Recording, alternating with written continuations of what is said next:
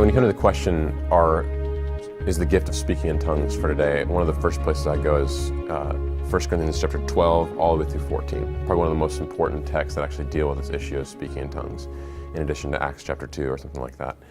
But in chapter 13, actually, Paul is saying, he actually says that the gift of speaking in tongues will cease. You know, he talks about prophecy, that'll come to an end, and speaking in tongues, that gift will eventually cease. The question is, when is that gift going to cease? When will it come to an end? Well, Paul actually says that it's when the perfect comes. And there's a lot of discussion going around, well, when is that? I think from the context of the whole book of 1 Corinthians, that the perfect, what he's referring to, is when Jesus comes back. So if spiritual gifts are given by God to the church for the edification of the church, then I think that we would include gifts like the speaking in tongues for that, and they're given to the church as a gift for the building up of the church until Jesus comes back. So if that's the case, and if that's where we find ourselves even today, then I would say that speaking in tongues is a gift for the church today. The problem is when you look at 1 Corinthians 12 through 14, what Paul's actually addressing, it seems like, is that the Corinthians were taking this gift of God and they were using it in the wrong way.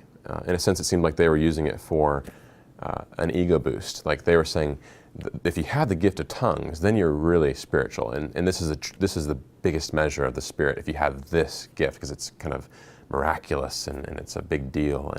And so it seemed like everybody in the church a lot of people in the church were fighting for this gift of tongues. So when Paul writes them in 12 through 14, he's actually saying, well, you're actually missing the whole point of spiritual gifts. Spiritual gifts are not given for you and your ego and building your name. They're actually given for the people around you, not for your benefit personally, but for the benefit of those around you. And I guess there is a sense in which spiritual gifts are for the benefit of the individual themselves. But in the context of the gathered church, that it's for, you're thinking not just of myself, but of the people that are there gathered around me. So you come to the love chapter, 1 Corinthians 13. That's really what he's getting after, is saying, don't just use these gifts in a way that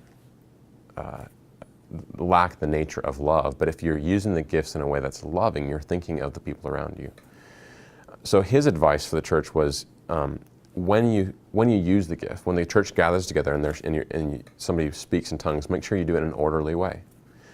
If there's no interpretation, then it's really hard to think of it being encouraging to the people around them. You'd be like a foreigner speaking another language, no one understands what you're saying. How can that be loving to those around you? So if there's no gift of interpretation, then hold your tongue, so to speak. You can do it in private, but it's not good and helpful for the rest of the church when you're gathered together. He also gives guidelines like saying, if they're speaking in tongues, it should be only 2 or 3, no more.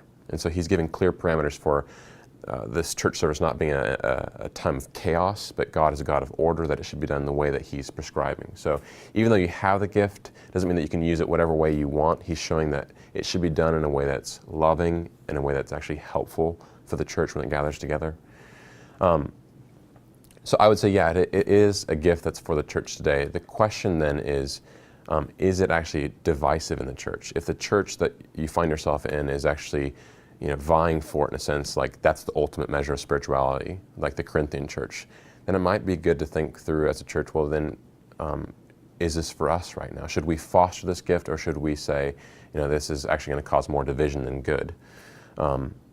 And so some churches, what their decision has been is they're not going to try to foster the gift. They're not going to try to cultivate that. If it happens, then they're just going to make sure that they follow Paul's guidelines that he sets up in 1 Corinthians 14. That there's going to be an interpretation, that there's going to be people doing it in order, there's only 2 or 3 doing it, and they'll try to follow those guidelines. And yet try to not cultivate it as this, this gift that is the elite gift to have in the church.